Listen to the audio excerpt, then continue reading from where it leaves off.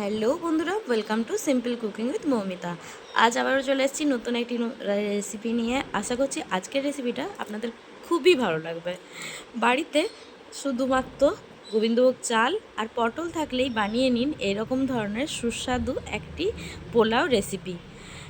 প্রত্যেক দিন দুপুরবেলায় ভাত খেতে ইচ্ছে করছে না এই গরমে, তাহলে ঝটপট এবং নিরামিষ দিনের জন্য একদম পারফেক্ট রেসিপি হচ্ছে এই রেসিপিটি। তো তাহলে চলুন শুরু করা যাক কেমন করে ঝটপট বাড়িতে থাকা অল্প কিছু উপকরণ দিয়েই বানিয়ে ফেলা যায় এই পটলের পোলাওয়ের রেসিপি। তো চলুন আজকের রেসিপিটি শুরু করি।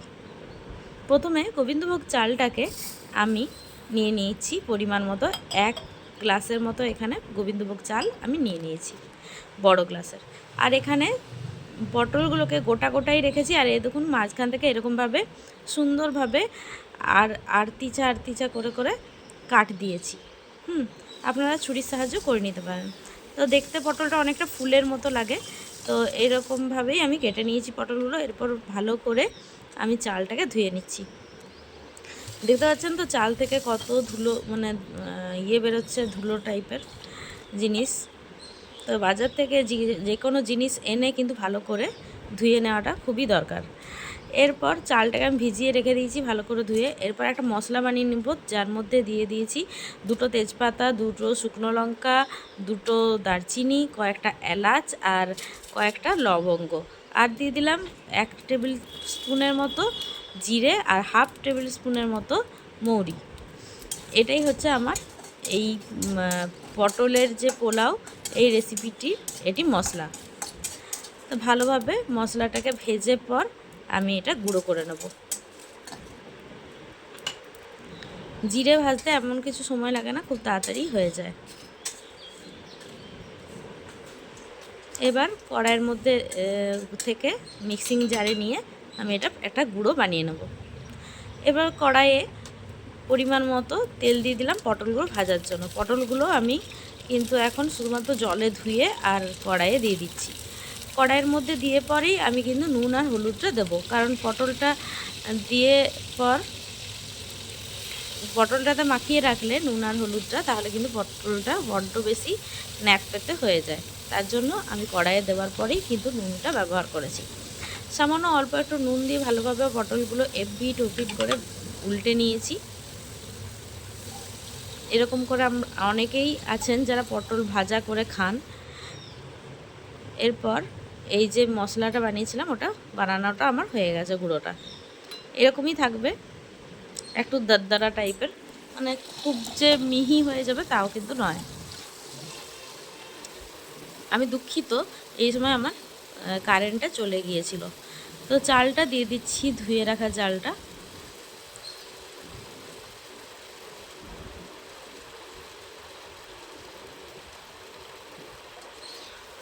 এবার ভালোভাবে এপিট ওপিট করে আমি ভেজে নিচ্ছি চালটাকে পটলের সাথে, যাতে পটলের একটা যে মিষ্টি সুঘ্রাণ থাকে সেটা চালের মধ্যে ভালোভাবে চলে আসে।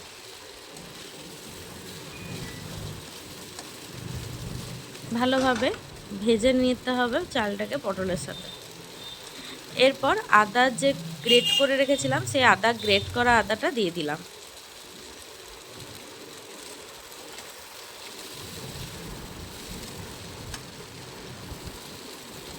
ভালোভাবে নাড়িয়ে চাড়িয়ে সময় নিয়ে এই কাজটা কিন্তু করতে হবে। এইটাতে কিন্তু একদম তাড়াহুড়ো করা চলবে না। আমরা সবাই জানি রান্না হচ্ছে একটা শখের জিনিস। রান্না খুব আয়েশ করে করাটাই কিন্তু আমাদের ভালো।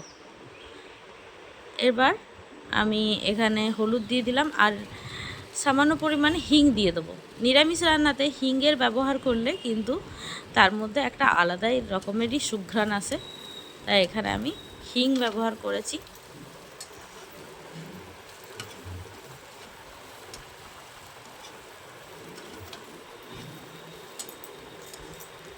পটলের মধ্যে যেহেতু আমার আগে থেকেই নুন দেওয়া আছে, তাই আমাকে নুনটা কিন্তু একটু বুঝে শুনেই দিতে হবে।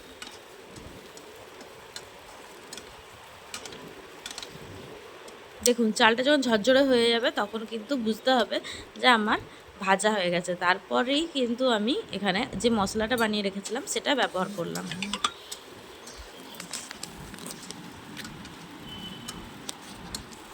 মশলাটা মাখিয়ে আবার ভালোভাবে মিশিয়ে নিতে হবে। দেখুন চালটা পুরোপুরি ঝরঝরে হয়ে গেছে, তার মানে কি আমার চালটা ভালোভাবে ভাজা হয়ে গেছে। পরিমাণ মতো একটু ঘি দিয়ে দিলাম, আমি নুনও দিয়েছি, আমার ওটা স্কিপ হয়ে গেছে ভিডিওটা।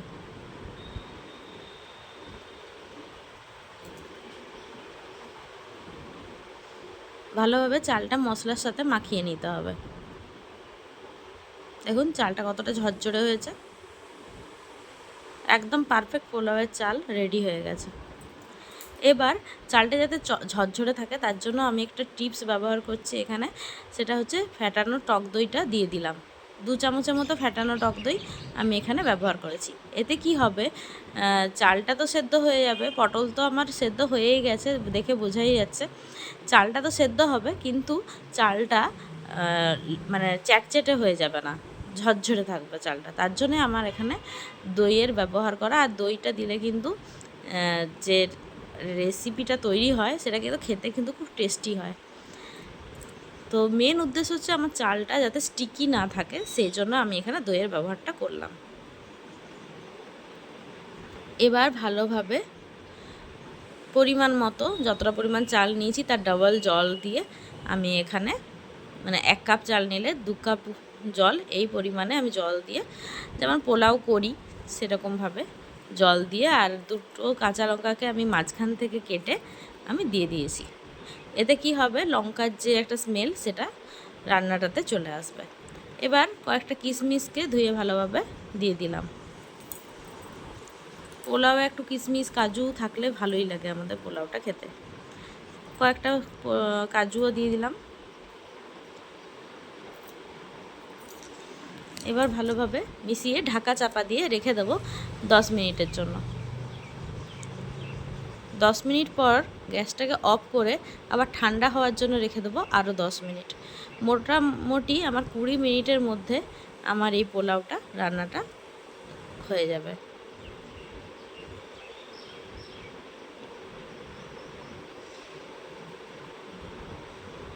তো আজকের রেসিপিটি যদি আপনাদের ভালো লেগে থাকে তো অবশ্যই লাইক, কমেন্ট, শেয়ার, সাবস্ক্রাইব করতে একদম ভুলবেন না। সাবস্ক্রাইব করে পাশে থাকা বেল আইকনটি অল করে দেবেন, যাতে আমার ভিডিওর প্রত্যেকটি নোটিফিকেশন সর্বপ্রথম আপনাদের কাছে এসে পৌঁছে যায়। আর আরেকটা কথা, যারা আমার ভিডিও দেখছেন তারা কিন্তু আমার অ্যাডটা একদম স্কিপ করবেন না, কারণ অ্যাড স্কিপ করলে কিন্তু আমার ওটা কোনো লাভ নেই। আপনারা আমার ভিডিওটা দেখে আমার অ্যাডটা আপনি দেখবেন, তবেই কিন্তু আমার ভিডিওটা দেখাটা সার্থক। তো এখান থেকে আমার যেটুকু উপার্জন হয় এই অ্যাড থেকেই, তো অ্যাডটা কিন্তু দেখাটা বাধ্যতামূলক। তা কেউ অ্যাড স্কিপ করে দেখবেন না, অ্যাড পুরো ফুল চালিয়েই কিন্তু আমাকে দেখবেন, যারা আমাকে ভালোবাসেন, যারা আমাকে সাপোর্ট করতে চান। এই কথাটা আমি তাদের উদ্দেশ্যেই শুধুমাত্র বললাম। যারা আমার ভিডিও ভালো লাগে না তারা তো দেখবেনই না, আমি জানি আমার ভিডিও। তো যাই হোক, এবার আমি গুড় ব্যবহার করছি এখানে চিনির বদলে। আপনারা চাইলে চিনিও ব্যবহার করতে পারেন। আমি এখানে জ্যাগরি গুড়, যেটা গুঁড়ো করা গুড় আছে, সেই গুড়ের এখানে ব্যবহার করলাম। বেশি গুড় এখানে দেবো না বা বেশি মিষ্টি দেবো না, অল্প সামান্য মিষ্টিই দেবো। কারণ এই রেসিপি মানে এই পোলাওটাতে যেহেতু মশলা দিয়ে বানানো, পোলাওটার মধ্যে অটোমেটিকলি একটা স্বাদ তৈরি হয়ে গেছে, তো এখানে বেশি গুড়ের প্রয়োজন কিন্তু নেই। তো আমার রেডি হয়ে গেল আজকে ঝরঝরে পটলের পোলাওয়ের রেসিপি। এই মানে পোলাওটা আপনারা বাড়িতে কে কে বানিয়ে খেয়েছেন আমাকে অবশ্যই জানাবেন। যদি না এখনও অবধি খেয়ে থাকেন অবশ্যই বাড়িতে একবার বানিয়ে দেখবেন। খুব টেস্টি, খুব ইয়াম্মি হয় কিন্তু এটা খেতে, এবং ভীষণ ঝটপট হয়। যদি অফিস করে আপনি বাড়ি আসছেন তো ঝটপট এটা বানিয়ে আপনি কিন্তু দুপুরে লাঞ্চ করে নিতে পারেন, বা রাত্রেবেলাও কিন্তু এটা আপনি ডিনারে মানে রান্না করতেই পারেন। খুব ঝটপট একটা রেসিপি, খুব হেলদি রেসিপি, এবং খুব স্বাস্থ্যকর একটা রেসিপি। আর নিরামিষ দিনের জন্য তো একটা অনবদ্য রেসিপি। যারা আমরা নিরামিষ দিনে কি ভাবি, মানে খুঁজে পাই না যে কী রান্না করব, তাদের জন্য কিন্তু এই রেসিপিটা একবার হলেও ট্রাই করে দেখা উচিত। তো আজকের রেসিপিটা আমার এখানেই আমি শেষ করব, আর কিছুক্ষণের মধ্যেই তো ভালো লাগলে কিন্তু অবশ্যই লাইক, হাইপ আর কমেন্ট করে যাবেন। কমেন্ট করলে কিন্তু আপনাদের কমেন্ট দেখে আমার কিন্তু অনেক উৎসাহ জাগে পরবর্তী ভিডিও আনার জন্য। আর দেখুন কতটা ঝরঝরে হয়েছে, দেখেই বোঝা যাচ্ছে। দেখতে কিন্তু যতটা লোভনীয়, খেতেও কিন্তু ততটাই লোভনীয়, কারণ আমার এখনও এটা দেখে মনে হচ্ছে এটা যদি কবে আবার বানাবো আমি। তো কেমন হয়েছে আপনারা কিন্তু আমাকে জানাবেন অবশ্যই। আপনাদের কমেন্টের আশায় রইলাম। ভালো থাকবেন, সুস্থ থাকবেন, ভালো খান, ভালো খাওয়ান। Thank you, tata, bye. দেখা হচ্ছে অন্য কোনো রেসিপিতে, অন্য কোনো দিন।